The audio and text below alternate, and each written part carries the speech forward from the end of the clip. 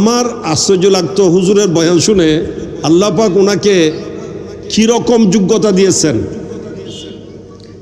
এমন আনুকা বয়ান করতেন যেগুলো আমরা অন্য কোনো আলেমের জমানে শুনতে পেতাম না।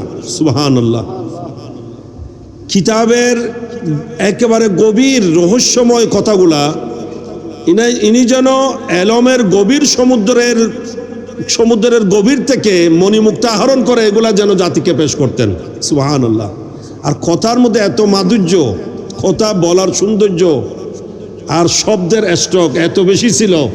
উনি ইংলিশের মধ্যেও আমার মনে হয় খুব মাহের ছিলেন, ইংলিশ শব্দ খুব বেশি প্রয়োগ করতেন। ফার্সি, আরবি এই শব্দ তো বেশি থাকতো ওনার বয়ানের মধ্যে, আরবি শব্দ, ফার্সি শব্দ এগুলো বেশি থাকতো, এবং ইংলিশও প্রচুর পরিমাণ ইংলিশ শব্দ থাকতো ওনার বয়ানের মধ্যে। আর স্মরণ শক্তি, সুবহানাল্লাহ। উনি এখানে মসজিদের মধ্যে দেখতে পেলাম আমি আল্লাহর হাবিব হুজুর করিম সাল্লাল্লাহু আলাইহি ওয়াসাল্লামের নসবনামা দেওয়া আছে। এই নসবনামা উনি এটার উপর বয়ান করতেন, ওখানে আমাদের নির্দিষ্ট সাবজেক্টের উপর আলোচনা করতো। তো হুজুর এই নসবনামা পুরোটা বয়ান করতেন মুখস্থ, এবং তাও একসাথে না, আবার যে আল্লাহ নবীর বাবা হযরত আব্দুল্লাহ, ওনার উপর কিছু আলোচনা হইতো। এরপর ওনার বাবাকে আব্দুল মুত্তালিব, ওনার নাম, ওনার আসল নাম কি, ওনার গুণাবলী কি, ওনার সম্মান কি, এটার উপর কিছু আলোচনা। এরপর ওনার বাবার নাম, এরপর ওনার উপর আলোচনা, ওনাকে কেন এই নামে নামকরণ করা হয়েছে, ওনার আসল নাম কি ছিল, ওনার কি গুণাবলী ছিল, এভাবে বিস্তারিত করতে করতে একেবারে আদম আলাইহিস সালাম পর্যন্ত পৌঁছে দিতেন। সুবহানাল্লাহ। এটা হুজুরের, আমি দেখতাম যে হুজুর কোনো কিতাব বা কিছু লেখে আনছেন কিনা, না কিছু নাই, কেমনে বলতেন আশ্চর্য লাগে। অনেকে মুখস্থ বলে কিন্তু তুরুলি বলতে হয়, না হয় বলতে পারে না, ছুটে যায়। কিন্তু হুজুর এরকম না, একটা একটা করে বয়ান করতেন। এই যুগে আমরা যাদেরকে পেয়ে ধন্য তাদের মধ্যে অন্যতম জাত হুজুর আল্লামা সৈয়দ মোহাম্মদ নুরুল মুনওয়ার রহমতুল্লাহ আলাই। ইনার নাম ইসিম বা মুসাম্মা, ওনার নামে হচ্ছে নুরুল মুনওয়ার। আলহামদুলিল্লাহ, উনি একেবারে নাম যেমন কাম সেরকম, ওনার কাজও সেরকম। হুজুরের এলমি যোগ্যতা এগুলা বলার বাহিরে। এটার স্বীকৃতি আমি দিলে এটা মানাবে না, এটার স্বীকৃতি ওনার উস্তাদে দিয়েছেন, যিনি ইমাম আহলুস সুন্নাত। আমার শ্রদ্ধেয় বড় আব্বাজান কিবলা ইমাম আহলুস সুন্নাত উস্তাজুল আসাতিজা সনদুল মুহাদ্দিসিন হুজুর আল্লামা ইমাম হাশমি রহমতুল্লাহ আলাই। আপনারা হয়তো জানেন আমাদের দরবারে ওখানে উনি 12 দিন ব্যাপী মাহফিল করতেন ঈদে মিলাদুন্নবী সাল্লাল্লাহু আলাইহি ওয়াসাল্লাম। এবং একেবারে শুরু থেকেই নিয়মিত যিনি ওখানে অন্যতম বক্তা হিসেবে থাকতেন নিয়মিত, এমনকি অন্যান্য আলেমরা 12 জনের মধ্যে হয়তো প্রত্যেকে একবার করে 2 বার কেউ থাকতেন না, কিন্তু হুজুরের প্রোগ্রাম হয়তো 12 জনের মধ্যে একবার কমে থাকলেও 3 বার থাকতো। এবং ইমাম আহলুস সুন্নাত আল্লামা হুজুর ইমাম হাশমি রহমতুল্লাহ আলাইহির সামনে উনি তো পরবর্তী যখন বার্ধক্য এবং দুর্বলতা আসছে তখন হয়তো মঞ্চে নিয়মিত উপস্থিত থাকতেন না, না হয় আগে কিন্তু ওনার উপস্থিতিতেই বয়ান হতো, যে উলামায়ে কেরাম ওনার সামনেই ওনার উপস্থিতিতে বয়ান করতেন। আমি নাম নিচ্ছি না, একজন ওখানে এসে বলতেছেন মাদ্রাসার প্রিন্সিপাল, আলিয়া মাদ্রাসার প্রিন্সিপাল, নাম বললে হয়তো আবার অনেকে কিছু মনে করবেন, সেই জন্য আমি নাম বলছেন। উনি বলছেন যে যেদিন হুজুরের দাওয়াত আমার কাছে পৌঁছেছে সেদিন থেকে আজকে পর্যন্ত আমি ঘুমাই নাই, আমার ঘুম হারাম হয়ে গেছে, যে আমি হুজুরের সামনে গিয়ে কি বয়ান করব, কেমনে বয়ান করব। কিন্তু সেই জায়গায় হুজুর ইমাম হাশমি রহমতুল্লাহ আলাই ওখানে যে সমস্ত আলেমরা তকরির করতেন ওনাদের একটা উনি মাঠ দিতেন, ওনাদের কে প্রথম নম্বরে, কে দ্বিতীয় নম্বর হয়েছে, কে তৃতীয় নম্বর, এগুলো বলতেন উনি অনেক সময়। এবং উনি এই কথাই উল্লেখ করতেন যে প্রতিবারেই উনি তো ওনার নাম নিতেন না, ওনাকে রাজারও ফুয়া হইতো, যারা হইতো রাজারও ফুয়া। হুজুরে ভালো আছেন?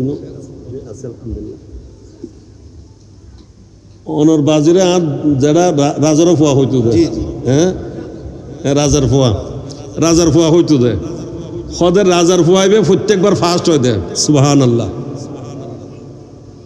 এবং ওনার তকরির শুনে উনি এমন ওয়াজদের মধ্যে চলে আসতেন, আহ করে চিৎকার করতেন, এত বেশি এগুলা বলার মতো না।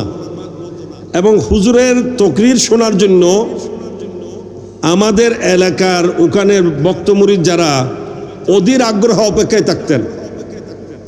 তো যার তকরির শোনার জন্য হুজুর আল্লামা ইমাম হাশিমি রহমতুল্লাহ আলাই, যিনি মুহাদ্দিসদের উস্তাদ, যিনি প্রিন্সিপালদের উস্তাদ, মুফতিদের উস্তাদ, ফকিগণের উস্তাদগণের উস্তাদ, যিনি উনি অপেক্ষা করতেন। এবং আমার আশ্চর্য লাগতো হুজুরের বয়ান শুনে, আল্লাহ পাক ওনাকে কীরকম যোগ্যতা দিয়েছেন। এমন আনুকা বয়ান করতেন যেগুলো আমরা অন্য কোনো আলেমের জমানে শুনতে পেতাম না, সুবহানাল্লাহ। কিতাবের একেবারে গভীর রহস্যময় কথাগুলা ইনি যেন এলমের গভীর সমুদ্রের গভীর থেকে মণিমুক্তা আহরণ করে এগুলা যেন জাতিকে পেশ করতেন, সুবহানাল্লাহ। আর কথার মধ্যে এত মাধুর্য, কথা বলার সৌন্দর্য, আর শব্দের স্টক এত বেশি ছিল। উনি ইংলিশের মধ্যেও আমার মনে হয় খুব মাহের ছিলেন, ইংলিশ শব্দ খুব বেশি প্রয়োগ করতেন। ফার্সি, আরবি এই শব্দ তো বেশি থাকতো ওনার বয়ানের মধ্যে, আরবি শব্দ, ফার্সি শব্দ এগুলো বেশি থাকতো। এবং ইংলিশও প্রচুর পরিমাণে ইংলিশ শব্দ থাকতো ওনার বয়ানের মধ্যে। আর স্মরণ শক্তি, সুবহানাল্লাহ। উনি এখানে মসজিদের মধ্যে দেখতে পেলাম আমি, আল্লাহর হাবিব হুজুর করিম সাল্লাল্লাহু আলাইহি ওয়াসাল্লামের নসবনামা দেওয়া আছে। এই নসবনামা উনি এটার উপর বয়ান করতেন, ওখানে আমাদের নির্দিষ্ট সাবজেক্টের উপর আলোচনা করতো। তো হুজুর এই নসবনামা পুরোটা বয়ান করতেন মুখস্থ, এবং তাও একসাথে না। আবার যে আল্লাহ নবীর বাবা হযরত আব্দুল্লাহ, ওনার উপর কিছু আলোচনা হইতো। এরপর ওনার বাবাকে আব্দুল মুত্তালিব, ওনার নাম, ওনার আসল নাম কি, ওনার গুণাবলী কি, ওনার সম্মান কি, এটার উপর কিছু আলোচনা। এরপর ওনার বাবার নাম, এরপর ওনার উপর আলোচনা, ওনাকে কেন এই নামে নামকরণ করা হয়েছে, ওনার আসল নাম কি ছিল, ওনার কি গুণাবলী ছিল, এভাবে বিস্তারিত করতে করতে একেবারে আদম আলাইহিস সালাম পর্যন্ত পৌঁছে দিতেন, সুবহানাল্লাহ। এইটা হুজুরের, আমি দেখতাম যে হুজুর কোনো কিতাব বা কিছু লেখে আনছেন কিনা, না কিছু নাই। কেমনে বলতেন, আশ্চর্য লাগে। অনেকে মুখস্থ বলে কিন্তু তুরুলি বলতে হয়, না হয় বলতে পারে না, ছুটে যায়। কিন্তু হুজুর এরকম না, একটা করে বয়ান করতেন, সুবহানাল্লাহ। এবং প্রত্যেকের উপর সারগর্ভ আলোচনা করতেন, ওনাদের বিশেষ গুরুত্বগুলা, ফজিলত, মর্যাদা, গুণাবলীগুলা তুলে ধরতেন। আর ওনার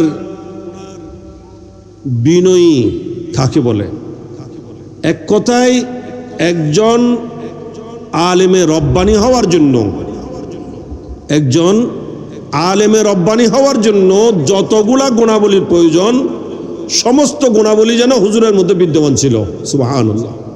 ওনার কোন সাইড নিয়ে বয়ান করা যাবে, আমি আলহামদুলিল্লাহ, এটা হুজুরের আমার উপর একটা শফকত। হুজুরের জীবদ্দশায়ও আমি অনেকবার এখানে এসেছি। হুজুর এখানে ঈদে মিলাদুন্নবী সিলসিলার মাহফিলও আমাকে দাওয়াত করেছিলেন। হুজুরের আব্বাজান, যিনি গহিরা আলিয়া মাদ্রাসার ফার্স্ট ফাউন্ডার, প্রথম প্রতিষ্ঠাতা, এবং সেকেন্ড ফাউন্ডার হুজুরকে বলতে হবে, কারণ এই গহিরা আলিয়া মাদ্রাসা এটা পায়ে তকমিল হুজুরের মাধ্যমেই হয়েছে, পায়ে তকমিলের মধ্যে পৌঁছেছে হুজুরের মাধ্যমে। তো ওই মাদ্রাসার সুযোগ্য প্রতিষ্ঠাতা হুজুরের শ্রদ্ধেয় আব্বাজান কেবলা, যিনি যুগের শ্রেষ্ঠতম একজন মুফতি, শ্রেষ্ঠতম একজন ওয়ালি, শ্রেষ্ঠতম একজন আলেমে দিন, আলেম রব্বানি। ওনার উরসে পাকও আমার আগে আসা হয়েছিল হুজুরের জীবদ্দশায়। তো আমাদের প্রতি, অথচ আমি হুজুরের ছেলের সমতুল্য, কিন্তু এরপরও আমাদের প্রতি নিজের আপন ছেলের মতো যেই দয়া, মহব্বত, শফকত, মায়া, স্নেহ, মমতা বলার মতো না। যেখানে দেখতেন এত সুন্দরভাবে হুজুর আমাকে কৌশলাদি বিনিময় করতেন, জিজ্ঞাসা করতেন অনেক কিছু, এগুলো বলার মতো না। আমি তখন আমার আব্বা হুজুর কাবলা আমিনে মিল্লাত রহমতুল্লাহ আলাইহি যখন ইন্তেকাল করেছেন, ওই সময় আমি গহিরা আলিয়া মাদ্রাসায় দায়িত্বে ছিলাম, খেদমতে ছিলাম। তো হুজুর মনে হয় হজের সফর শেষ করে আসছিলেন, ওখানে জিয়ারতের জন্য গিয়েছিলেন। তো হুজুর জিয়ারত করতে যখন গিয়েছেন তখন মাদ্রাসার সকল আসাতেজায়ে কেরাম আমরা সবাই দূরে গিয়েছি, একসাথে হুজুরের সাথে জিয়ারত করলাম। হুজুর আমাকে দেখে দীর্ঘক্ষণ নিজের বুকের সাথে জড়ায় ধরে রেখে দিয়েছেন, সুবহানাল্লাহ। এবং আমার আব্বা হুজুর কাবলা রহমতুল্লাহ আলাইহি সম্পর্কে উনি ওই জায়গায় যেই মন্তব্যগুলা, ওনার ভালো দিকগুলা তুলে ধরলেন এই দাঁড়ানোর মধ্যেই অনেকক্ষণ, এবং আমাকে যেভাবে দোয়া করলেন, সান্ত্বনা দিলেন, এগুলো আমি অনেক দিন হয়ে গেছে। আমার আব্বা হুজুর কাবলা রহমতুল্লাহ ইন্তেকাল হয়েছেন 20 বছর অতিক্রম হয়েছে, এখনো বলতে পারি না। আমার মনে হয় আগামী জীবনও ভোলা যাবে না ওনার দয়া, ওনার শফকত, মেহেরবানি। তো আমি মনে করি এলাকাবাসী বড় ধন্য যে এরকম একজন মহান জাত আপনারা পেয়েছেন। আমরা পুরা বাংলাদেশ যার জন্য গর্বিত। আমাদের, আমি একটি কথা প্রায় জায়গায় বলি, এটা আসলে আমাদের বাঙালিদের একটা দুর্বলতা এবং আমাদের এটা একটা দুর্ভাগ্য বলা যায়, যে আমরা আমাদের রত্নগুলাকে আমরা মূল্যায়ন করি না। আসলে এইরকম জাত আমার মনে হয় ইন্ডিয়া, পাকিস্তান এরা যদি পেত, এদেরকে পুরা বিশ্বের কাছে অনেক মহামর্যাদার সাথে তুলে ধরতো এরা। আমরা সেই দিক দিয়ে অনেক পিছিয়ে। হুজুরের এই এলমি যে যোগ্যতা, আমি মনে করি হুজুর, এটা আমার কাছে আফসোস লাগে রে, মানে হুজুরের যেই সমস্ত নুক্তা এবং কিতাবের গভীর বিষয়গুলা, যেগুলা আমার মনে হয় বছরের পর বছর কিতাব স্টাডি করেও খুঁজে পাওয়া যাবে না, এরকম বিষয়গুলা হয়তো হুজুর বয়ান করে চলে গেছেন, এগুলা আমরা রেকর্ড করি নাই বা এগুলা সংরক্ষণের কোনো ব্যবস্থা হয় নাই। আমি অনেক সময় আফসোস করতাম যে হুজুরের এগুলা, হুজুর কিছু লেখছেন না কেন? হুজুর এগুলা যদি লিখে যেতেন, আমার মনে হয় এগুলা আহলে সুন্নাত ওয়াল জামাতের জন্য বিরাট একটা নিয়ামত হতো। তো আমি আজকের এই অনুষ্ঠানে হুজুরের উরসে পাককে হাজির হয়েছি, হুজুরের রুহানি ফয়েজ বরকত লাভের জন্য, আপনাদেরও দোয়া নেওয়ার জন্য।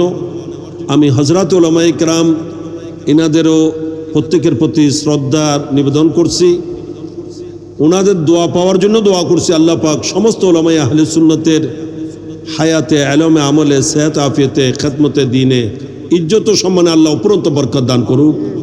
এবং আপনারা যারা হাজির উপস্থিত হয়েছেন, আপনাদের প্রত্যেককে আমি মোবারকবাদ পেশ করছি। আল্লাহ পাক সুবহানাহু ওয়া তাআলা এই মহান জাতের ফয়েজে বরকত আমাদের নসিব করুক। ওনার যেই উত্তম আদর্শ, চরিত্র, আখলাকে হাসানা যে ছিল, আমরা যেগুলো সেগুলাকে অনুসরণ করে চলতে পারি। বিশেষ করে উনি এলম এবং আমলের জগতে যেই উত্তম নমুনা পেশ করে গিয়েছেন আমাদেরকে। হুজুরের বলতে গেলে অনেক কথা আসবে, যেহেতু আমি লম্বা কথা বলাটা আমার জন্য মানায় না, এখানে উপযুক্ত উলামায়ে কেরাম তাকরীর করবেন, তাই আমি দীর্ঘায়িত করছি না। আসলে বলতে গেলে অনেক কথা আসবে। তো হুজুরের এই মাহফিল উরসে পাক উদযাপনের অন্যতম উদ্দেশ্য হচ্ছে আমরা যাতে ওনাদেরকে চিনি, ওনাদেরকে জানি, ওনাদের জীবন আদর্শ অবগত হয়ে যেন আমরা ওনাদের অনুসরণ করতে পারি। এটাই হয়ে থাকে মূলত উরসে পাকের মহান উদ্দেশ্য। না হয় আল্লাহর ওলি কোনো উরুসের মোহতাজ নন, উনি উরুস করলে আল্লাহর ওলি হবেন সেরকম নয়। ওলি হওয়ার যত গুণাবলী সব ওনার মধ্যে বিদ্যমান, এবং ওনাদের মতো জাত যদি ওলি না হয় এই কথাই বলতে হবে ইমাম আজমের সুরে যে জগতে কোনো ওলি নেই। আলহামদুলিল্লাহ আমরা সেরকম একজন মহান জাতের উর্সে পাকে হাজির হয়েছি।